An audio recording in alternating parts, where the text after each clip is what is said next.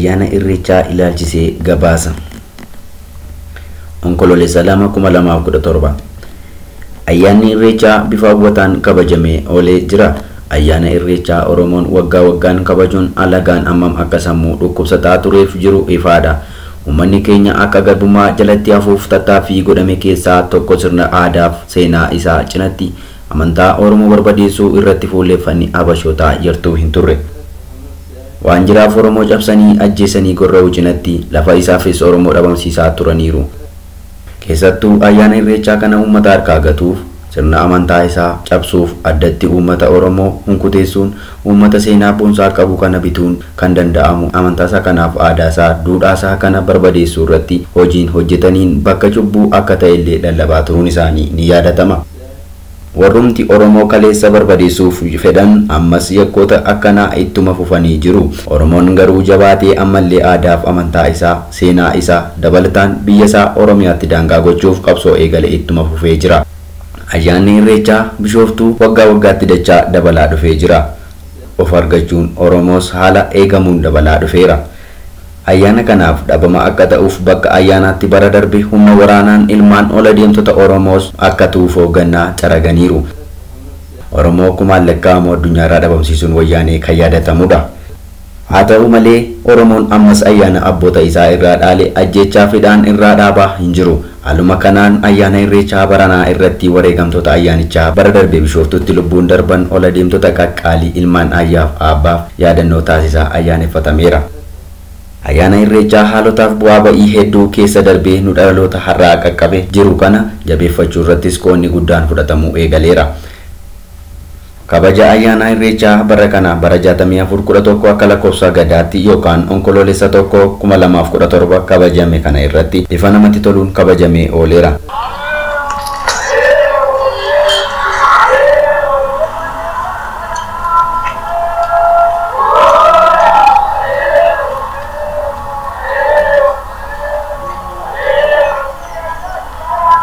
Oromoon miliyoonaan lakkaa'amu bahaadhiyaa kaabaa kibbaa irratti argame fedhii isaaf hawwii isaa ibsachaa waaqa uumaa galateeffachaas ture. Fedhiin Oromoon waliin qabu inni guddaan dheebuunsaa inni jabaan bilisummaa ta'uus lallabaa ooleera. Haaluma kanaan bilisummaa sagalee jedhu sagalee dhukaasa fakkaatus waliin ta'ee uummanni miliyoon dhageessisaa tureera.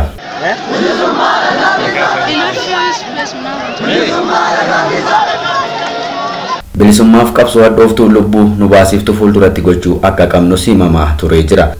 Qabsoo qabsaa'ota keenya kaleessaa cabsee cabaan faana rakkataa jiran har'as nuti sarkaa fuunee qabsaa'ota keenya kaleessaa nama keenyaa dhidhiibbachuu akka qabnu waadaan walii galameera. Gootota Oromoo yaadachuu kanneen mana hidhaa jiran hatattamaan baafamuu akka qaban dhaadannoon dhageessifannillee ni jira.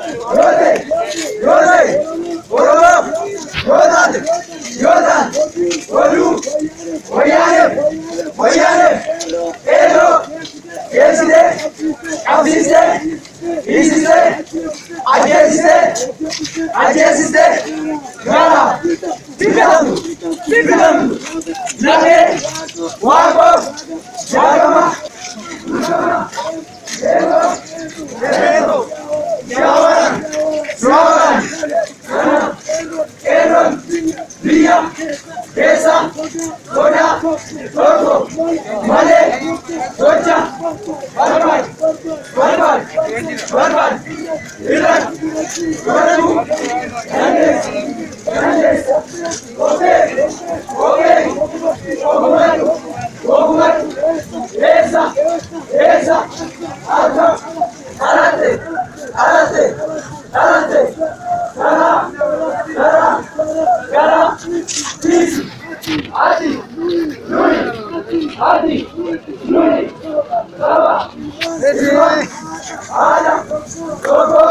Gootonni keenya mana hidhaa jiraniif qeerroo hidhamanii jiraniif akka mana hidhaatii bahuu qaban sagaleen dhaadannoo dhageessifamaas ture. Qabsoo dhooftutti jirru qabsoo barbaadamu sana cina erga geenyeen ala hanga bilisummaatti qabsoon dhaabbii akka hin qabne.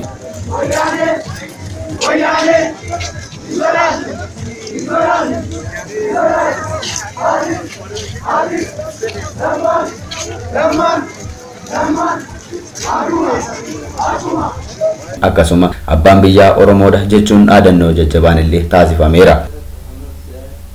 Ayyaanni kun hedduu miidhagee kabajamee ooluusaaf gumaachi ilmaan Oromoo taasisan guddaadha. Qeerroon bilisummaa Oromoos ayyaana kana irratti wal argee dhimma biyya abbaasaa gadi fageenyaan irratti dubbatee jira. Dinne garbummaa sagalee jedhu cinatti down down wayyaanes jedhamaas tureera.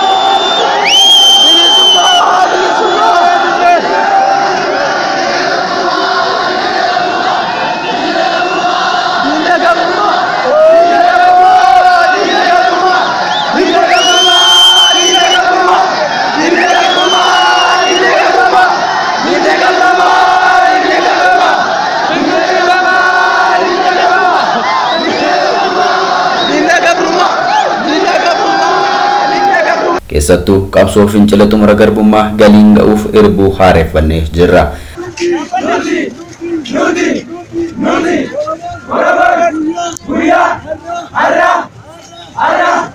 Asitti argamu soda tokko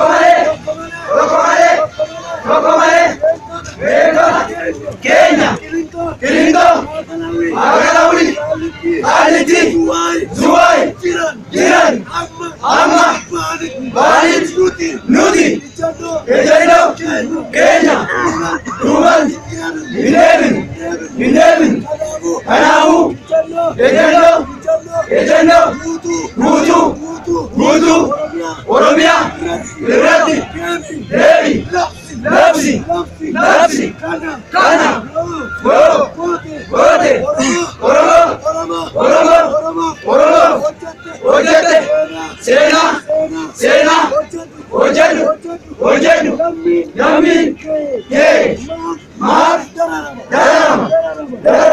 Ayyaana kana irratti alaabaa biyya keenya Oromiyaa, alaabaa adda bilisummaa Oromoo fannifannee oolleerra. Gootota keenya dirree qabsootii ummata isaaniif qooqanii beela'aa jiraniif waboofis qeerroon bilisummaa Oromoo faarsaa turee jira.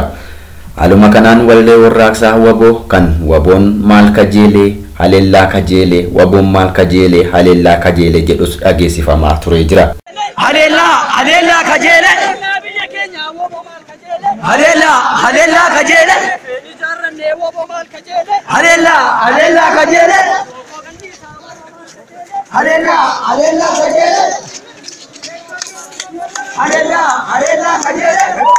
Abaa'oo jala hiriiruun waboo cina dhaabbannee daangaa biyya abbaa keenyaa Oromiyaa eeggachuu akka qabnu irbuu walii galleerra. Kana cinatti uummata keenya ardaasaa irraa buqqa'aa jiru lafasaa irraa godaansisuun akka dhaabbatu sagalee dhageessifannee jirra. Aadannoowwan Oromoon godaanuun haa dhaabbatu, mirgi keenya haa kabajamu, ardaasaaf irratti Oromoo ajjeesuun dhaabbachuu qaba jedhus uummata maqaa liyyuu poolisiin ayiliin ardaasaa dhabee cina dhaabbachuu akka qabuuf uummata Oromoof dhaamsi jabaan karaa qeerroo bilisummaa Oromoo darbaa tureera.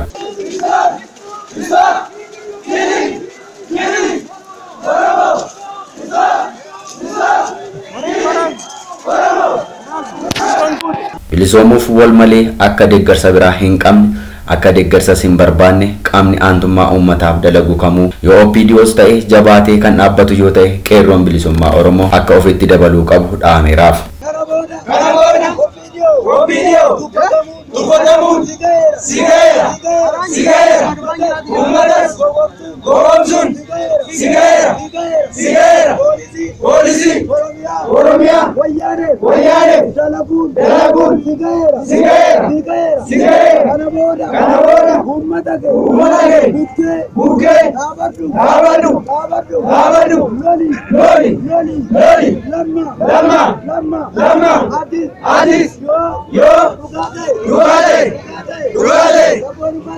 Sagantaan kaleessaa bifa hawwataa qabu akka ta'u kan godhe alaabaan adda bilisummaa Oromoo bakkoota wiirtuu magaalichaa keessatti fannifamanii ooluuf qabannee ittiin dhiichisaa ooluudha.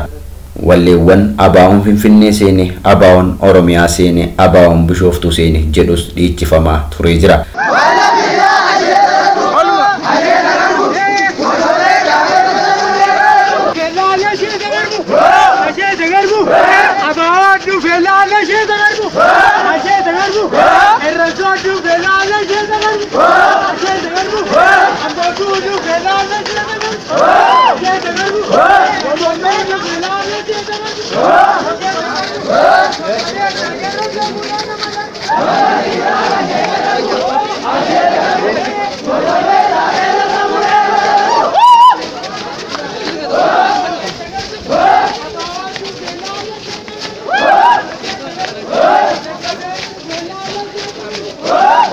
Ujummoo sadiimaa maal goota diidaa asittuu waa dhalateera. Ujummoo sadiimaa maal goota diidaa asittuu waa dhalateera. Gaammee gurguddaan weellifameera. Ujummoo sadiimaa maal goota diidaa asittuu waa dhalateera. Ujummoo sadiimaa maal goota diidaa asittuu waa dhalateera. Ujummoo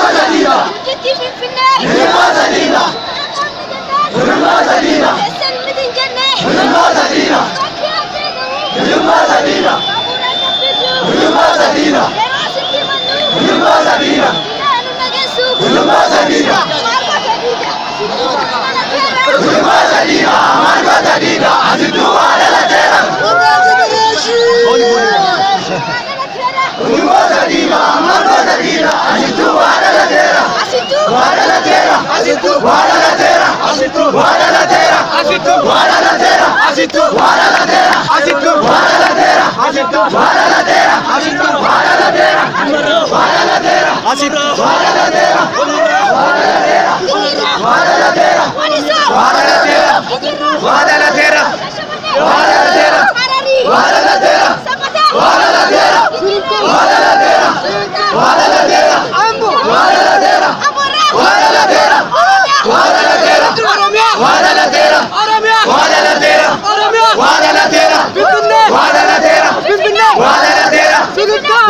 Haala Qeerroo jala bu'uun gaammeen haala abdii namatti horuun qabsoo bilisummaatti makamaa jiraachuun guddina siyaasa Oromoof abdii jabaas nutti horeera. Dabalataan wallee warraaqsaa nuti Oromoodhaa wobootti nu bulchaa, nuti Oromoodhaa jabaatti nu bulchaa jedhus ture. Walleen kun addatti sammuu namaa keessatti kan hafuuf warraaqsa jabaa kan kaasudha. Nuti adda bilisummaa Oromoodha, nuti woboodha, nuti qeerroo bilisummaati jechuun aadatamaas tureera. Hiree ofii murteeffachuu hanga lubbuutti akka qabsoon itti fufus walii gallee jirra. Dabalataan aantummaa uummata isaaniif qaban poolisoonni hidda Oromummaa qaban agarsiisanii jiru. Haaluma kanaan isaanis ayyaana isaanii ayyaana Irreechaa uummata Oromoo faana bifa miidhagaaf ittisa uummataa isaaniif godhanii jiru. Poolisoonni ittisa nagaa uummata isaaniif qaamni uummata Oromoo ajjeesu bare akka miidhaa irra hin geenyeef eegaa turaniiru. Kanaafis galata guddaa qeerroon bilisummaa Oromoo galchuufii fedha. Sana cinatti sirboota babbareedaa sirbuun isaanillee kabajaa turaniiru. Sirboota poolisoonni Oromoo sirbaa turan keessaa yaa Oromoo qulqulluu qonnee nyaannaa lafan gurgurruu sagalee jedhuun poolisoonnillee wallee warraaqsaan ayyaana Irreechaa kabajachaa turuun isaanii kan argaa turredha. Sochii Oromoon ayyaanicha irratti taasisaa ture dheebuu haqaa dheebotaa turre kan dheebuu nama baasu hanga ga'uttillee ga'eera. Keessattuu ittisa irratti hirmaachuun agaasiin afaan qabachiisuun poolisoota hidda Oromummaa qaban uummata Oromoo hedduu gammachiiseera. Qeerroon bilisummaa Oromoos dhaamsa obbolummaa dhaamee fi dabalataan fuulduratti jabaatanii akka qabsoo Oromoo cina dhaabbatan dhaamsa dabarseefii jira. Akkasumas qabsoo bilisummaa Oromoo adda bilisummaa Oromootiin hoogganamu cina dhaabbachuu qofa osoo hin taane itti hiriiranii itti makamuun akka uummata Oromoo bilisoomfannuu qabnullee dhaamameefii jira. Polisi Oromia Wayane Dalagun Sigera Kanaboda Ummata Bukke Abadu Loli. Egaan dhaggeeffattoota keenya qophiin dhimma gabaasa Irreechaa irratti qabnu kana fakkaata kan qindeesse an utubaa ture nagaan Bishooftuurra. Halela kajele Halela kajele Halela kajele